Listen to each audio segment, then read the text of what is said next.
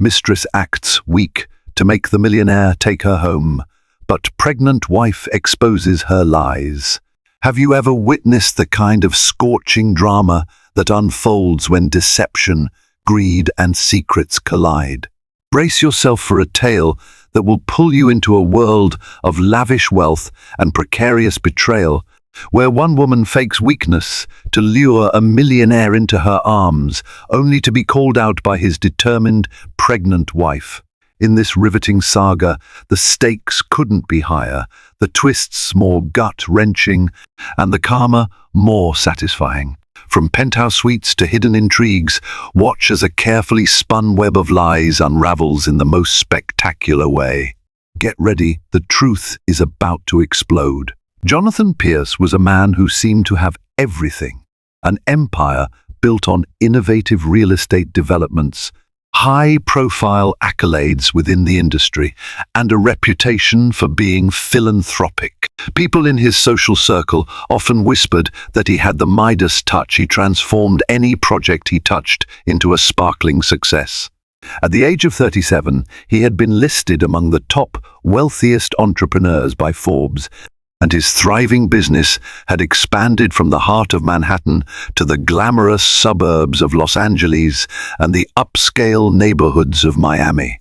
He was married to Anna Pierce, a woman of quiet elegance and unwavering loyalty. Anna, pregnant with their first child, was in her second trimester. She possessed a sharp mind, a kind heart, and a sense of grounded grace that perfectly balanced Jonathan's ambitious fire. Despite belonging to the world of boardrooms and million-dollar deals, Anna preferred simpler joys. She volunteered at local animal shelters, cooked comforting meals at home, and valued time spent reading on rainy afternoons. Her pregnancy was a milestone she cherished, a step toward building a family life she had always dreamed of. In their expansive penthouse at the Ritz-Carlton residences, the excitement over the impending birth was palpable. The place buzzed with interior designers planning a luxurious nursery, while Anna carefully selected baby furniture that would provide comfort over ostentation. Jonathan, although often entangled in demanding meetings and negotiations, cleared his schedule whenever possible to join her. In many ways, they lived in a bubble of privilege and love, rarely suspecting that the darkest betrayals sometimes arrive in the softest guises. Then came Veronica, the woman who disrupted that gentle equilibrium. She was introduced to Jonathan through a mutual acquaintance at a high-profile charity gala. Although the event bristled with Manhattan's elite dressed to the nines, draped in glittering jewels, and sipping champagne in crystal flutes, Veronica made sure to stand out. She wore a red satin gown that hugged her curves, hair styled in cascading waves, and an enigmatic smile that seemed to promise dangerous secrets. Jonathan was used to attention, especially from women. Being wealthy, powerful, and relatively young often made him a magnet for intrigue. He usually navigated flirtatious encounters with polite distance. He had built up a sense of immunity to fawning admirers and cunning opportunists. But something about Veronica felt different from the standard starry-eyed social climber. There was a faint vulnerability lurking in her posture and her voice. She seemed, at first glance, like a woman in genuine distress, trying her best to hide it. Throughout the evening, Jonathan caught glimpses of Veronica slipping away from the lively crowd, looking pale and leaning against a marble pillar for support. When he approached, she appeared startled and quickly tried to straighten up. He asked if she was all right, and she admitted with a trembling voice that she felt dizzy. She mentioned some vague health issues without going into detail, and parted from him with an apologetic smile. The conversation was short, but it left a mark on Jonathan. He had spent his life being a problem solver. He loved helping people in genuine need, and, perhaps unconsciously, the part of him that had always longed to be the hero found her fragile act compelling. A charitable impulse stirred in him. This woman seemed alone, and if she was truly unwell, Shouldn't someone at least check on her? As the gala's silent auction ended, Jonathan noticed Veronica struggling with the crowd and excused himself from his circle of business colleagues. He gently guided her to a quieter spot near the exit. Concern etched on his face. He asked if he could call her a ride or arrange a doctor. Veronica hesitated, eyes flickering with an unreadable emotion. Her thanks seemed heartfelt, though tinged with sadness. She declined the doctor, but admitted she didn't want to go home alone. Jonathan arranged for a chauffeur from his staff to drive her wherever she needed. It was a small gesture, yet in that single moment of sympathy, Veronica found a wedge in the fortress that was Jonathan's carefully guarded personal life. Over the next few weeks, Veronica stayed on Jonathan's mind more than he cared to admit. She hadn't actually asked him for anything that night. No money, no special privileges. If anything, she had appeared embarrassed to even receive a ride. And so, in the swirl of memory, Veronica formed a figure of mild intrigue. Jonathan had no intention of telling Anna about it. He didn't think it was important enough.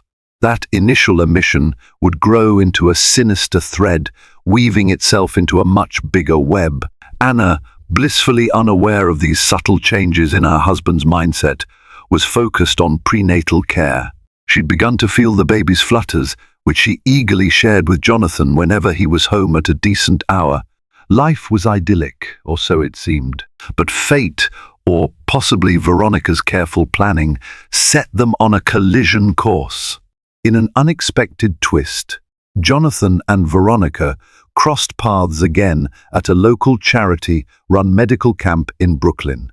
Jonathan had gone there for philanthropic reasons. His foundation donated to help underprivileged individuals receive basic health checkups.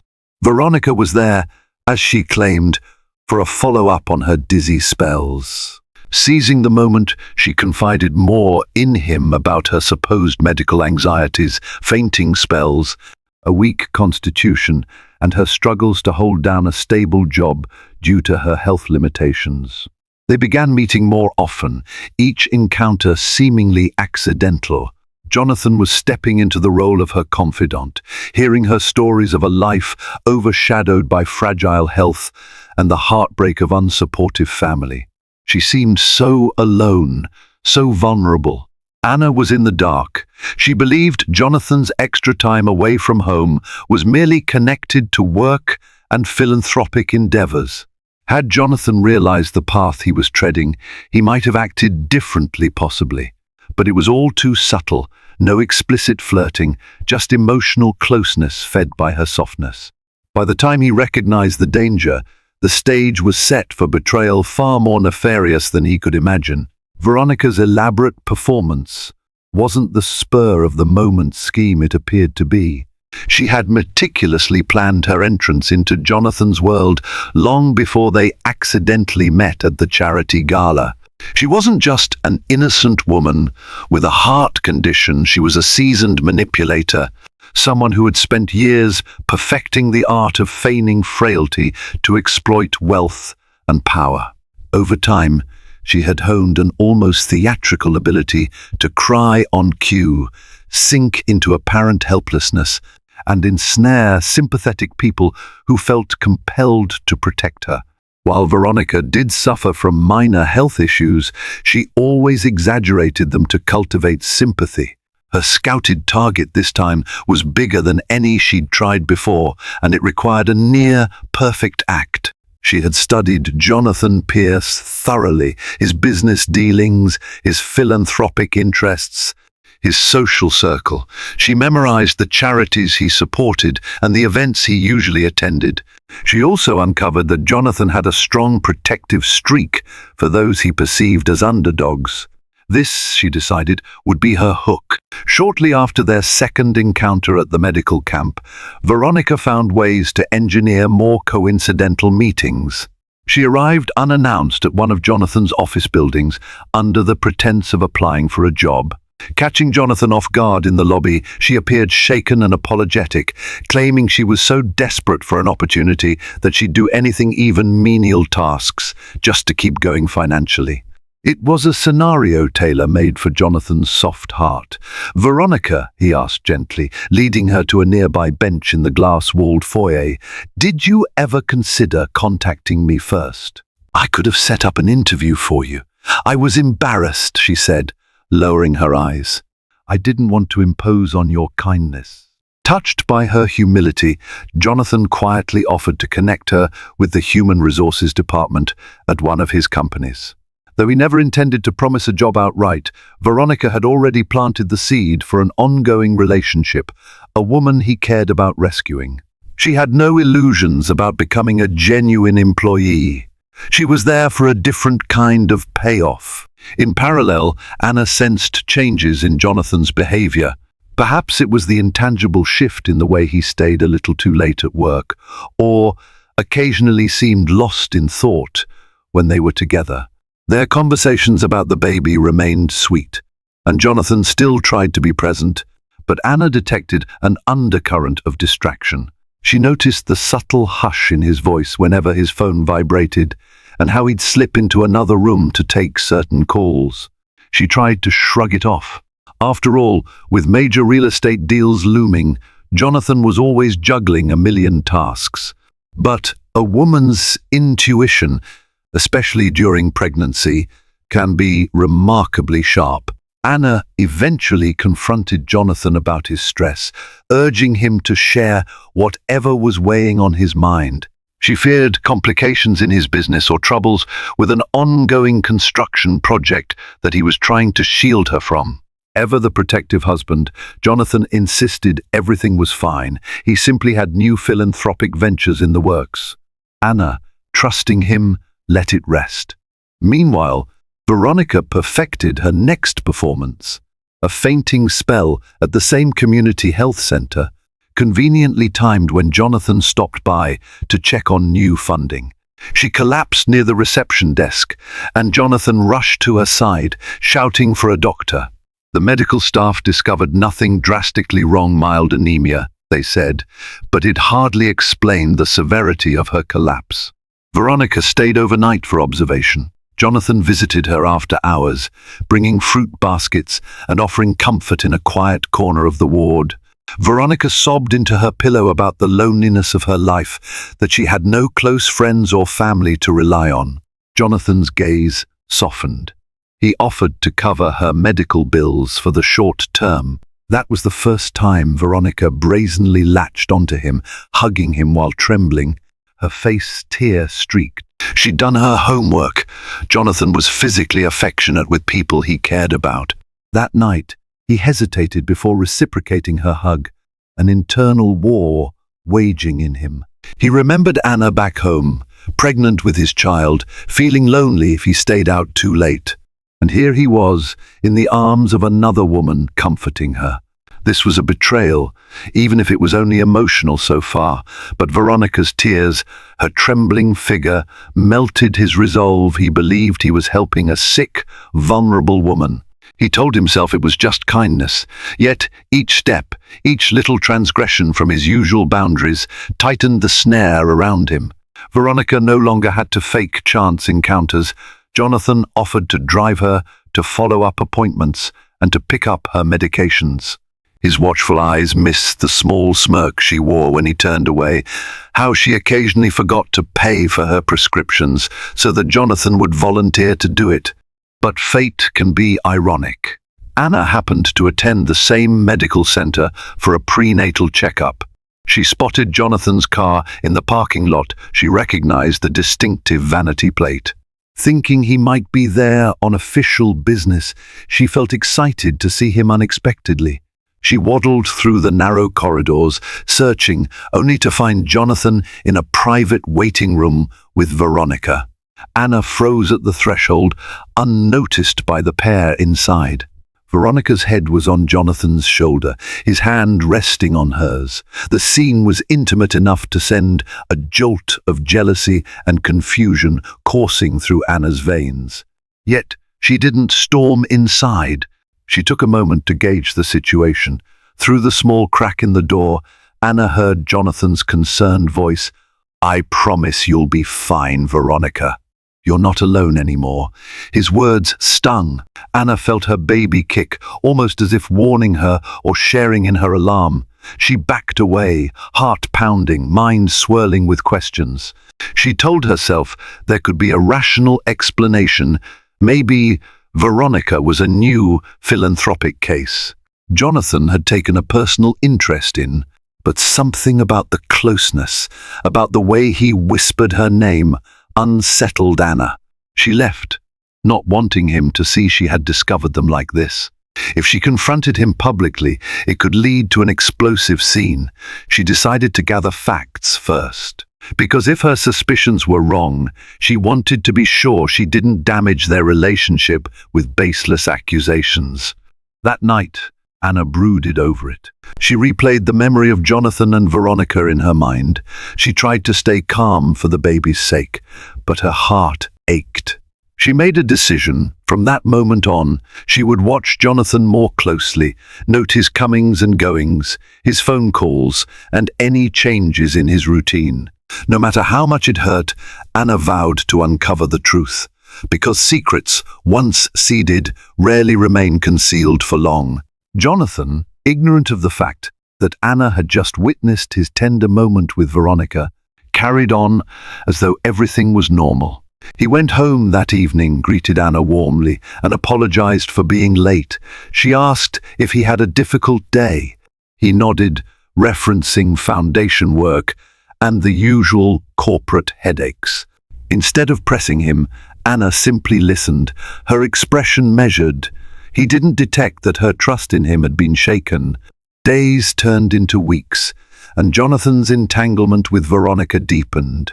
She feigned sudden dizzy spells whenever Jonathan prepared to leave her presence, ensuring he lingered to take care of her. She showered him with compliments about his generosity and moral character, fueling his desire to be her protector. She never asked for large sums of money outright, only little bits for her medical needs or her overdue rent, weaving sob stories about an abusive ex and a deadbeat father who refused to help her. Each time Jonathan felt too guilty to refuse. Anna observed him discreetly, collecting small pieces of evidence. Late-night text messages, fleeting phone calls, receipts for medical expenses she knew nothing about. She discovered pamphlets for exclusive apartments on the Lower East Side, places Jonathan had no reason to be scouting since their real estate empire dealt in far grander development projects. Some of these pamphlets had scribbled notes in the margins, next to details about wheelchair access and special emergency systems. Anna wondered if Jonathan was planning to house Veronica in a special apartment, given her health problems. Her pregnancy advanced, and she found herself emotionally torn. The joy of feeling life grow inside her warred with the dread that her marriage was slowly crumbling. She struggled with insomnia, sitting up at night with silent tears. She told herself that if Jonathan was truly helping a sick woman, it was within his nature to be kind. But she couldn't shake the disturbing closeness she had glimpsed, the way his face was softer. When he spoke about Veronica, the urgency in his actions to attend to her every need. Veronica, meanwhile, began to test boundaries more brazenly. She'd appear in Jonathan's office, unannounced, with homemade cookies, pale, shaky, claiming she insisted on baking them herself to show gratitude. She discovered the name of his personal assistant and started calling, leaving messages that hinted at romantic entanglements without stating them outright. Gossips in the office began to speculate. Was she a mistress or just a patient receiving philanthropic support? One afternoon, Anna decided to confront Jonathan politely. She asked him to join her for lunch at a quiet Italian restaurant they both loved. Over plates of creamy pasta, she gently placed her hand on his and said, "Jonathan, we're married. We have a baby on the way. I want to share everything with you, every joy, every worry.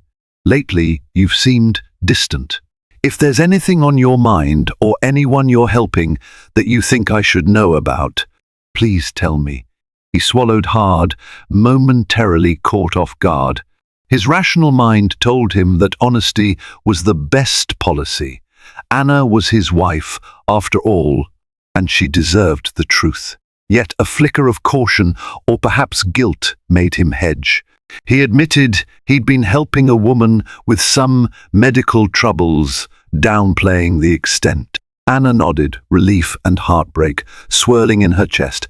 At least he was acknowledging something. "Is it more than just help, Jonathan? Because if it's simply charity, I support you. But if there's something else—" "No, Anna," he said abruptly, squeezing her hand. "I swear." She's just a friend who needs help. For a moment, Anna believed him. She wanted to. The look in his eyes reminded her of the man she'd fallen in love with years ago. She gave him a tentative smile. "Thank you," she whispered, voice trembling with unspoken hopes and fears. However, not long after this lunch, Anna discovered a scandalous rumor swirling among socialites. Jonathan Pierce, spotted with a mysterious woman at the spa at the Ritz, read an online gossip post. Someone had snapped a blurry photo of him holding a slender brunette around the waist. There was no definitive face shot, but Anna recognized Veronica's figure and that red satin wrap she favored. Anna tried to quell her panic. Maybe Veronica had a medical checkup at the spa and Jonathan was just supporting her. But it was too intimate a pose to dismiss as a misunderstanding. In truth, Veronica had orchestrated the entire scene.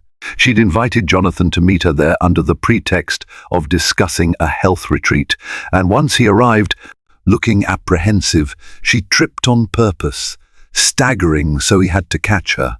It was all staged perfectly for a hidden paparazzo she had tipped off. The photograph served her next step, fueling rumors so that Jonathan would be forced to protect her from public shaming. If all went according to plan, Jonathan might even consider setting her up in a more permanent arrangement, perhaps as a secret mistress in a luxurious condominium, her ultimate goal. But Veronica underestimated Anna's resilience. Instead of confronting Jonathan in a blind rage, Anna quietly started forging alliances. She confided in her best friend, Claire, whose husband happened to work as an investigative journalist. Anna asked Claire if her husband could discreetly look into Veronica, her background, her identity, any public records. If Veronica was scamming Jonathan, Anna intended to unveil the truth. While waiting for the information, Anna endured sleepless nights. Each new day revealed another snippet of suspicion: an unexplained dinner charge on Jonathan's credit card, an Uber receipt from an area far from his usual business routes, a cryptic text message left on the iPad synced with Jonathan's phone. Anna felt heartbreak, anger, but also a fierce protectiveness. She wouldn't let anyone destroy the family she was building. At home, Jonathan sensed an unspoken tension. Anna tried to maintain normalcy. Doctor's visits for the baby, dinner with family friends, leisurely walks in Central Park, but she was more reserved. He tried to bury his guilt by doubling down on being an attentive husband. He rubbed her feet after a long day, placed his hand on her belly to connect with their unborn child, and showered her with tender, apologetic kisses. For moments, Anna's heart soared with the hope that maybe he was truly just misguided by a cunning woman. Perhaps he hadn't crossed the line yet, or, at least, not irreparably. Veronica, on the other hand, was becoming impatient. She needed more than just fleeting hugs and small financial handouts. She wanted a place in Jonathan's life, or more specifically, a place in his luxurious world. She began to hint that her landlord was threatening eviction. She spoke of her fear of living alone. "What if I faint in the shower? No one would know." Jonathan struggled. He couldn't just invite her into his marital home. Anna was pregnant, and it was unthinkable. Yet he felt a moral obligation, twisted as it was, to provide for Veronica's well-being. Finally, one rainy evening, Veronica summoned the tears again. She clutched her phone in a trembling hand, telling Jonathan. She was locked out of her apartment. The landlord had changed the locks for unpaid rent. It was late, the roads were slick, and she was on the verge of panic. Jonathan, unable to reach the landlord to negotiate, felt cornered. He offered to put her up in a hotel room, but she wailed that the cold, impersonal environment of a hotel would worsen her anxiety. Her pleas escalated to near hysteria, and Jonathan caved. He drove her to a small, unoccupied condominium unit he owned through one of his companies. It was modest by his standards, but certainly out of reach for the average person. Little did he know, Anna had begun tracking him using the GPS in his car. A massive confrontation was brewing, like a storm front, dark and full of thunderous revelations. When Anna finally discovered that Jonathan had installed Veronica in his private property, the trust in their marriage would face its greatest test. But Anna, armed with the results of her quiet investigation, was about to prove that not everything was as it seemed. The stage was set for secrets to unravel, and the ultimate show was just around the corner. A single text changed everything. Late on a Friday night, Anna's phone buzzed. It was her friend Claire, urging her to come over.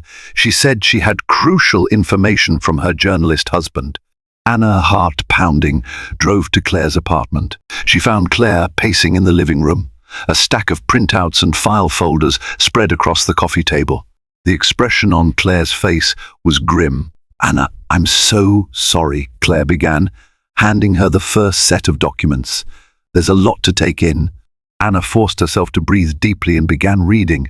The documents revealed Veronica's real last name, her multiple past addresses, a string of civil lawsuits where ex-boyfriends or former landlords accused her of fraud and unpaid rents. She had changed her name more than once.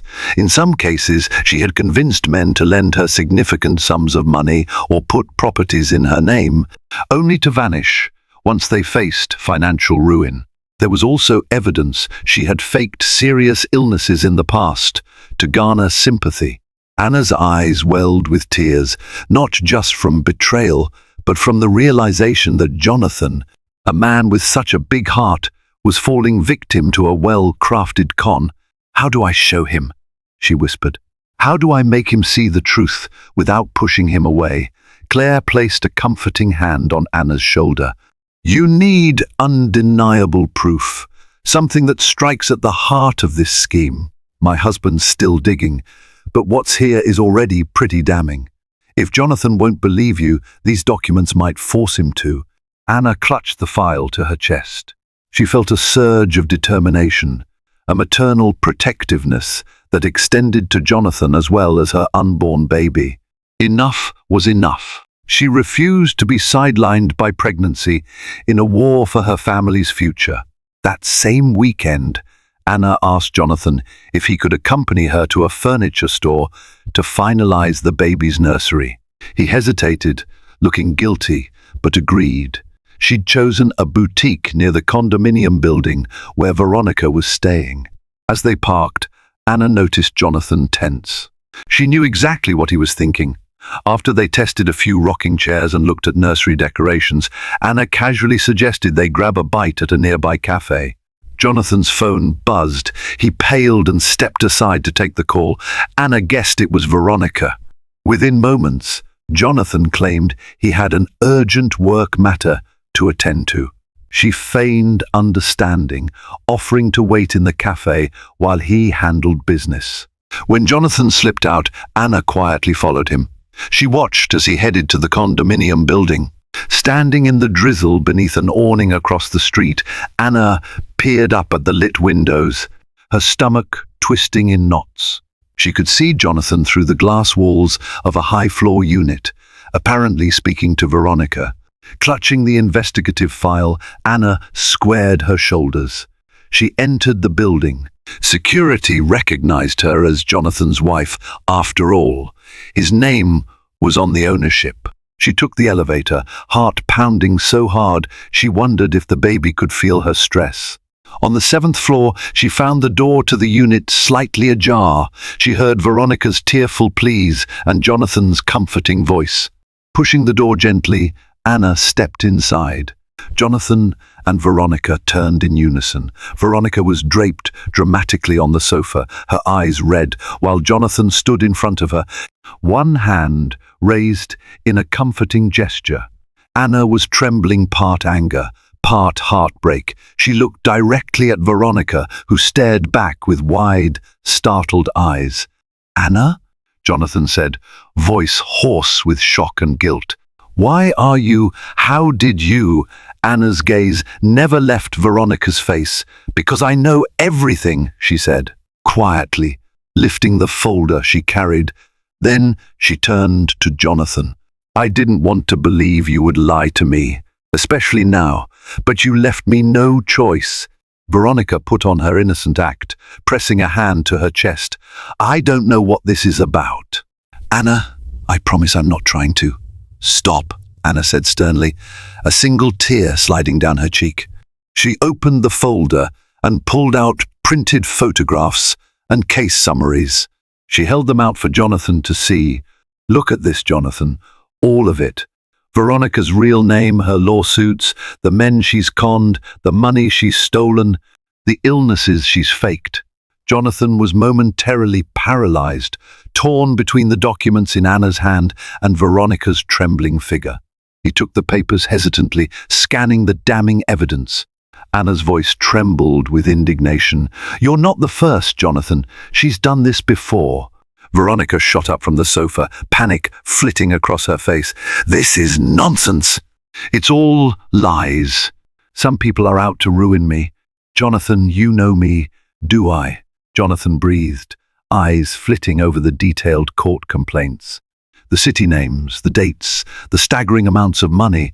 His head spun. He recalled moments when Veronica's stories seemed exaggerated, yet he had dismissed them as confusion or trauma. With fake tears brimming, Veronica marched up to Anna. "How dare you invade my privacy? You have no idea what I've been through." She clutched her chest like she might faint again, a signature move, but Anna was done playing along. Anna turned to her husband, voice soft but resolved. "Jonathan, we have a family. I'm carrying our baby, and I've been watching you slip away, manipulated by this woman. I felt guilty, thinking I wasn't supporting you enough. Maybe that's why you got close to her. But I won't stand here and let her con you anymore." Jonathan's eyes filled with remorse and confusion. "Anna, I swear I never meant to betray you. I thought she needed help. She made me believe she had no one else." Veronica saw her control slipping. Her eyes darted frantically between the married couple. "Jonathan, please. She's fabricating all of this because she's jealous you were helping me." Anna stepped forward, her pregnancy evident beneath a tailored coat. She faced Veronica with unwavering composure. "I followed your trail, Veronica. The half-truths, the dramatics, the cleverly timed collapses. Maybe Jonathan was too trusting, but he's a good man. You exploited that goodness." Panicked, Veronica tried another angle. "Jonathan, you can't believe these rumors. Remember our moments, how you comforted me when I was sick. That wasn't fake."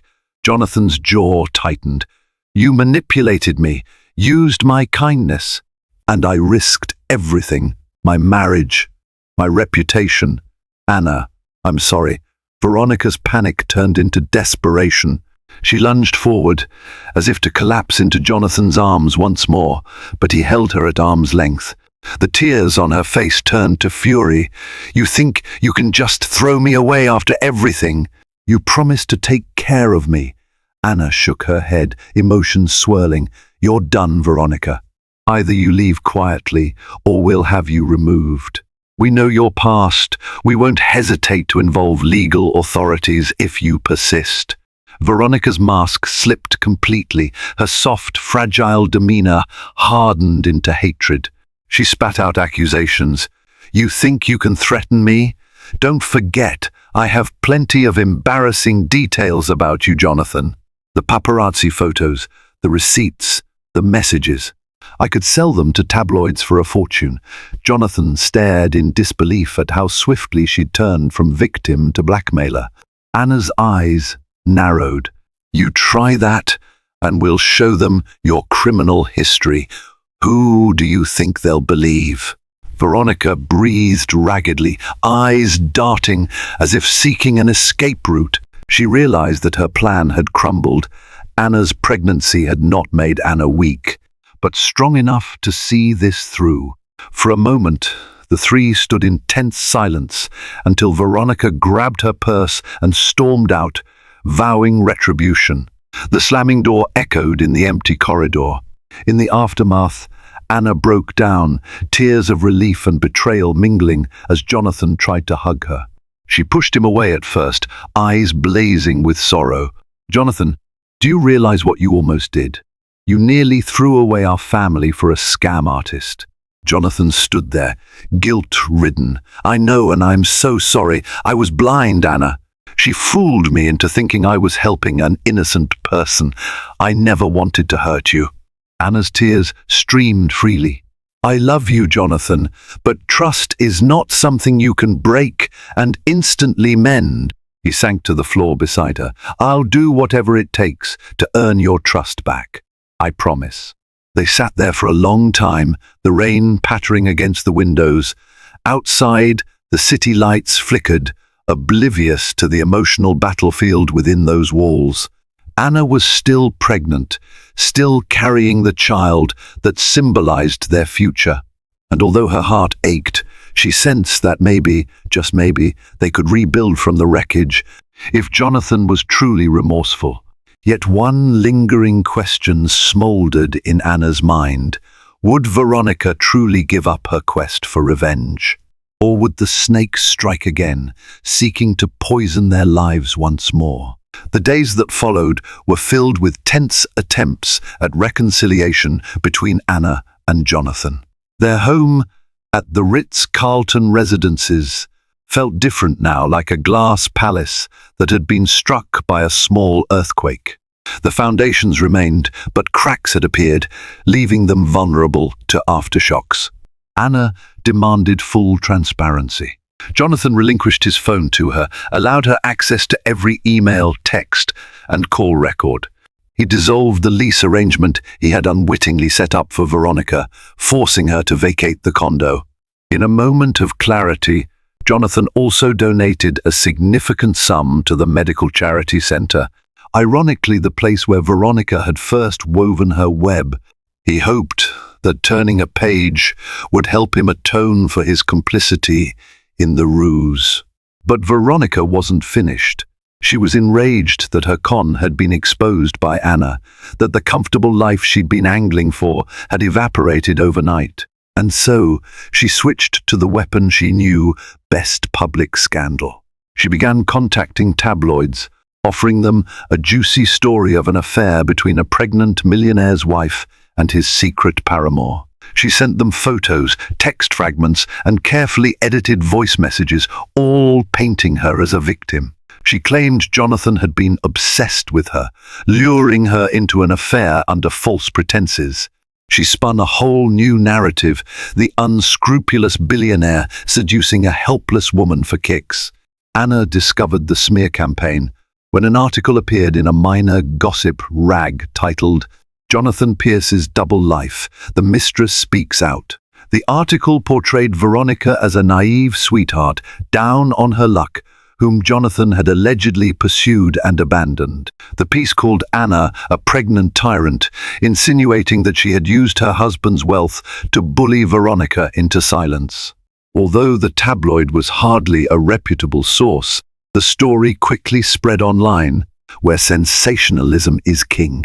News outlets began to clamor for statements from Jonathan and Anna. Their PR team scrambled to manage the fallout. Anna watched in horror as social media pages filled with comments, some supportive, some condemning. In a digital world that thrives on scandal, it was easy for outsiders to label Anna as the villain or Jonathan as an unfaithful husband. Deeply distressed, Jonathan convened his legal advisors and PR specialists to handle the crisis. A formal statement was released, denying all allegations of wrongdoing and emphasizing that Veronica was a scam artist. However, the tabloids doubled down, publishing more exclusive interviews from Veronica. She alleged she had proof of Jonathan's deep feelings for her, emails that she promised would be shocking. The press salivated at the prospect of a big money scandal plus romantic intrigue. Anna felt the toll of this stress on her body. She had to take extra care of her health. Her obstetrician warned her about preterm labor risks associated with extreme anxiety. While Jonathan raced around doing damage control, Anna took solace in supportive friends and family. She also discovered an unlikely ally in the very philanthropic circles that Veronica had tried to infiltrate. Word got out that Veronica had scammed other donors in the past. People began stepping forward, providing depositions about her manipulations. One older businessman recalled how she'd invented a story about needing surgery, only to ghost him after he wired her thousands. These testimonies emboldened Anna and Jonathan to pursue legal action against Veronica for defamation and attempted extortion. One morning, Anna woke to find a new wave of malicious headlines. Veronica alleges Jonathan Pierce fathered her unborn child. It was a scorching claim designed to inflict maximum damage. In the article, Veronica stated that she, too, was pregnant, implying it might be Jonathan's baby. The piece provided no verifiable medical proof, but sensational headlines rarely wait for confirmation. Anna's anxiety soared. She confronted Jonathan, tears flooding her eyes. "Tell me this is just another lie," she pleaded, her voice trembling with desperation. Jonathan looked stricken. "Anna, I swear on my life, I was never intimate with her. I was stupid enough to fall for her lies, but I never crossed that line." Anna believed him, though the stress weighed heavily. The rumor took off on gossip sites, overshadowing real news with salacious speculation. Jonathan's PR team fought to disprove the allegations, and Anna's friends rallied around her. Even so, she couldn't escape the whispers and stares at upscale boutiques, or when she went for her prenatal yoga class. The emotional burden seemed never ending. Veronica, for her part, relished the limelight. She was spotted giving teary interviews outside a cheap cafe, wearing sunglasses and dabbing her eyes with a tissue. She repeated accusations that the Pierces were a cold, calculating couple who had used and discarded her. Her greatest weapon was public sympathy. She knew how to appear fragile. She gave vague statements like, "Jonathan knows the truth, and I only pray he'll do right by his child if, God forbid, it's his." No official DNA test request had been filed, nor any credible evidence provided. Despite the venom, Anna clung to a bright thread of hope. Karma had a way of boomeranging back, especially on those who thrived on lies. Indeed, the same investigative journalist who had dug into Veronica's past discovered fresh information. Veronica had visited multiple fertility clinics, not because she was pregnant, but possibly as part of an elaborate scheme to fake or stage a pregnancy test. She had never followed through on any legitimate prenatal appointments. The journalist also traced money moving through several accounts linked to Veronica. The pattern was clear. She was capitalizing on her 15 minutes of fame to swindle more gullible people, possibly claiming she needed money for a legal defense or prenatal care.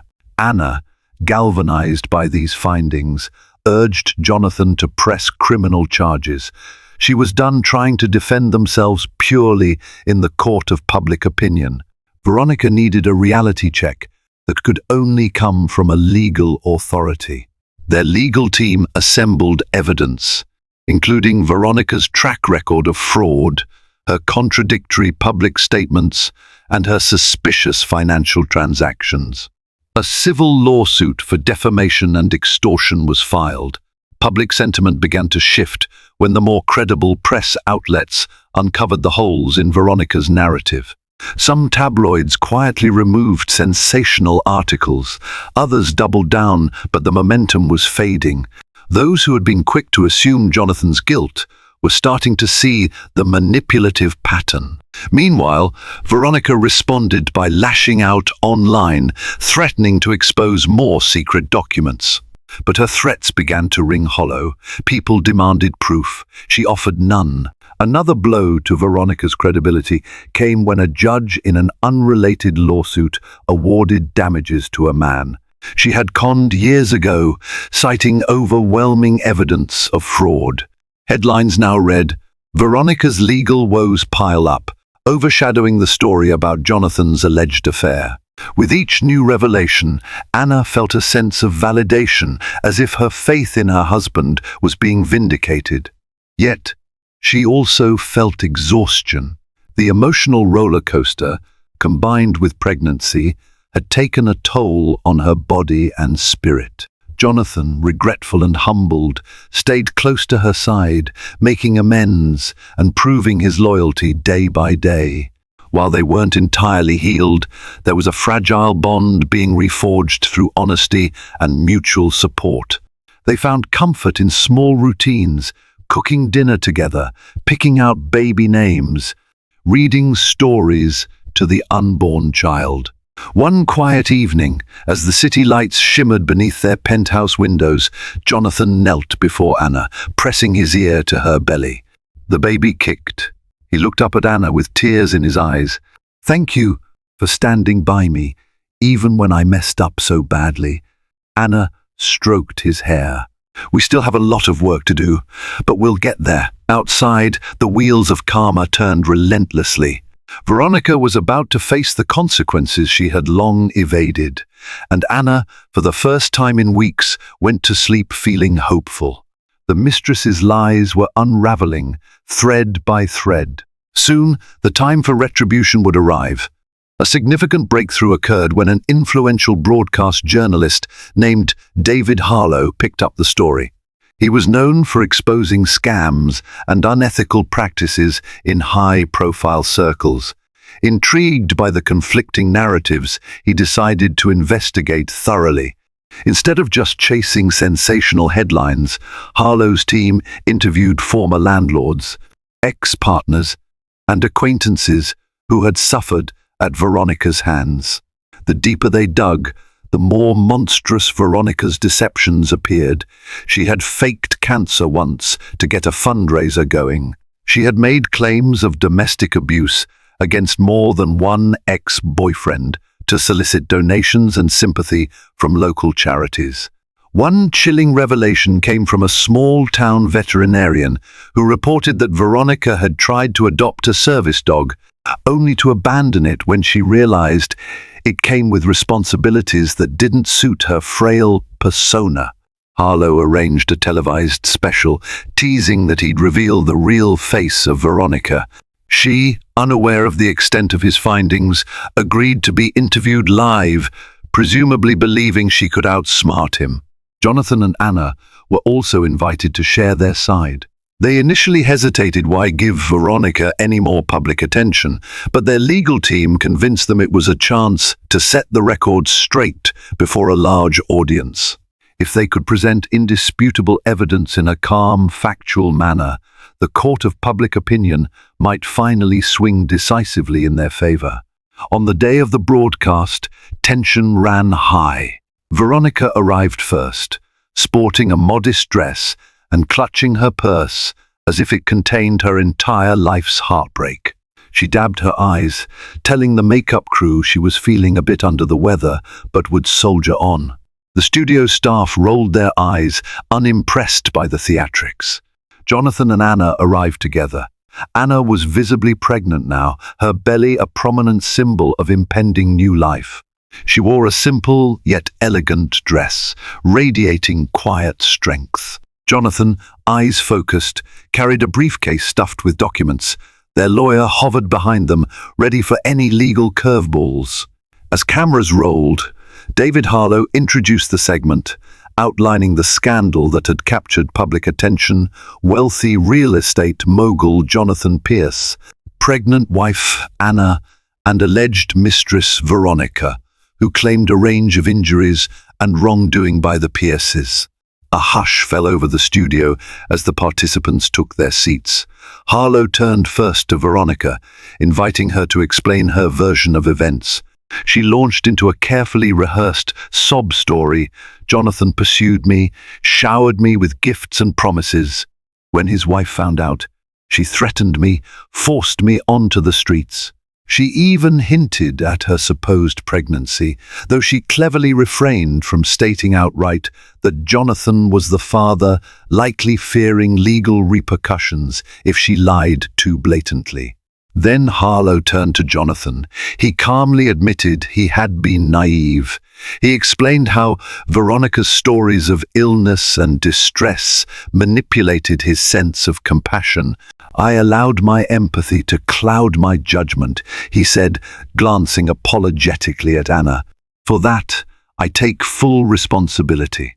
However, I never had an affair, never promised her anything beyond helping her secure temporary shelter," Anna added in a steady voice. "The documents we have here," she lifted a file from the briefcase, "show a pattern of fraud that Veronica has orchestrated for years. We've also filed a lawsuit against her for defamation." Veronica tried to maintain her victim facade, but Harlow unveiled the first surprise: a series of recorded depositions from people Veronica had conned. Faces and voices filled the screen behind them, men speaking of stolen money, older women recounting how they'd been emotionally manipulated, and official records detailing Veronica's repeated name changes. Veronica's face paled. Harlow didn't stop there. He produced evidence that Veronica had not visited any legitimate obstetrician since her public pregnancy claim. He even showed receipts proving she had purchased non-prescription fertility hormones online, likely part of her ruse to craft a fake pregnancy test. The studio audience gasped. Veronica stared at her feet, jaw tight. "Is any of that true?" Harlow asked, turning to Veronica. She stammered, trying to deny it. "These are just attempts to smear me," she exclaimed, but her voice wavered as the weight of evidence pressed in. Harlow's final blow was a signed affidavit from a well-known landlord in Chicago who had once taken Veronica to court for unpaid rent. The affidavit described how she'd fabricated dizzy spells and stomach ulcers to avoid eviction, exactly mirroring the tactics she used on Jonathan. Harlow read it aloud, emphasizing every parallel point. At that moment, Veronica snapped. She tore off her microphone, shooting daggers at the journalist. "This is a setup," she hissed. "Everyone's against me." She tried to storm off the set, but the cameras captured her furious exit, her illusions of innocence in tatters. As the broadcast cut to a commercial break, Anna let out a breath she hadn't realized she was holding. Jonathan squeezed her hand. They felt a surge of relief. Public vindication was at last within reach.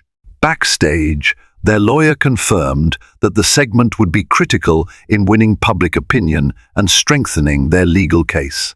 The next day, mainstream media outlets picked up the story Veronica exposed as chronic con artist during live TV interview. Public sentiment shifted dramatically in favor of the Pierces. Social media buzzed with support for Anna, lauding her courage while pregnant. Jonathan, humbled, stepped away from the spotlight to focus on their marriage and the impending birth. The negative gossip articles began to vanish or update with disclaimers. Veronica's credibility was in freefall. The mistress had finally overplayed her hand. The intricate house of cards she'd built, woven from tears, lies, and manipulations, came crashing down for the world to see.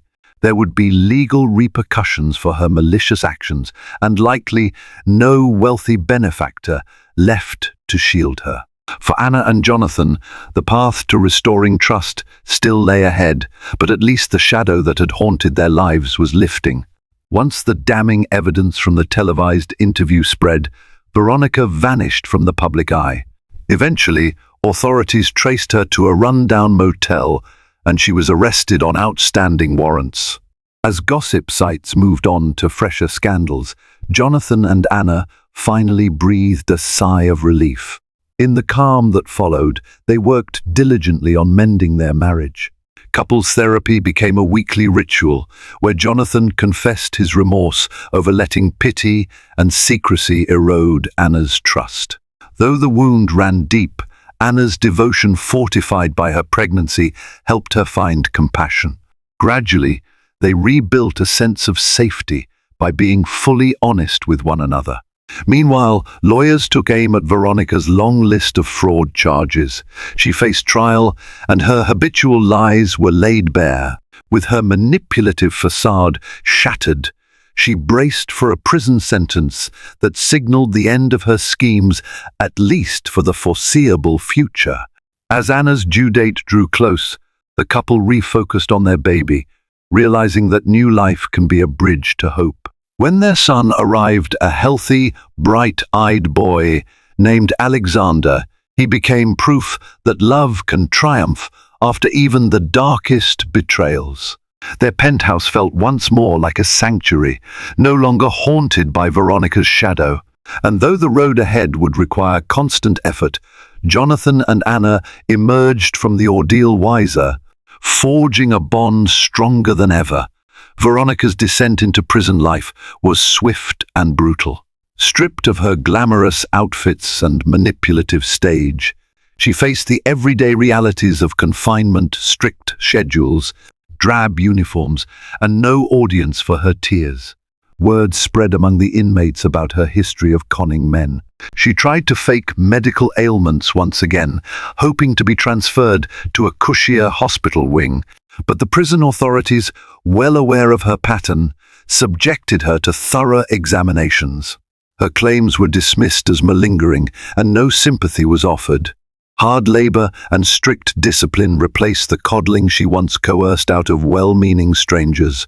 She wrote letters to old acquaintances, trying to rekindle any spark of empathy, but no one responded. Those she had scammed had no desire to help her, and potential new marks were behind bars themselves. For the first time, Veronica had to confront the emptiness of her manipulative life. There were no illusions to hide behind, no shortcuts. Her only option was to submit to the rules of her new environment. Meanwhile, life thrived in the Pierce household. Anna recovered from childbirth, embracing motherhood with a glowing devotion. Jonathan found renewed purpose in balancing fatherhood with his business commitments.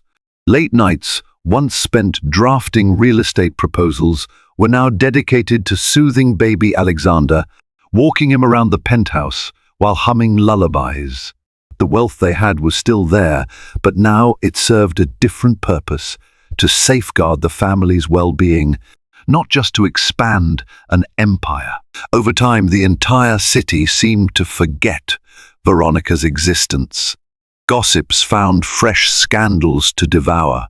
Jonathan's reputation rebounded. Clients and peers lauded him for his philanthropic gestures, especially the new educational program he funded for underprivileged children.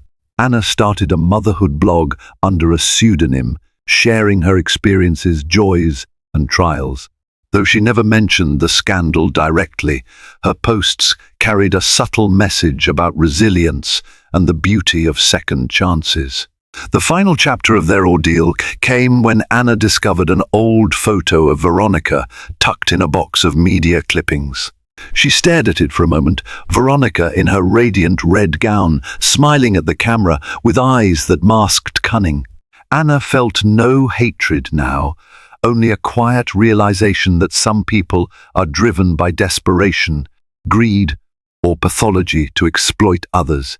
She tore up the photo and threw it away, closing that door forever. A year passed, and Anna and Jonathan threw a small garden party to celebrate Alexander's first birthday. The penthouse terrace was decorated with cheerful banners and balloons. Close friends and family gathered around a bright yellow cake shaped like a baby elephant, Anna's favorite animal motif. Laughter and love filled the air, a testament to how far they had come. Jonathan, holding Alexander in his arms, raised a toast. Here's to family, to growth, and to the lessons that remind us never to take love for granted. And here's to Alexander, whose smile makes every challenge worth it. Anna, radiant and full of gratitude, leaned against Jonathan. Friends clapped, and the baby giggled. In that moment, they were no longer haunted by Veronica's lies. They had weathered the storm together, forging a bond stronger than ever.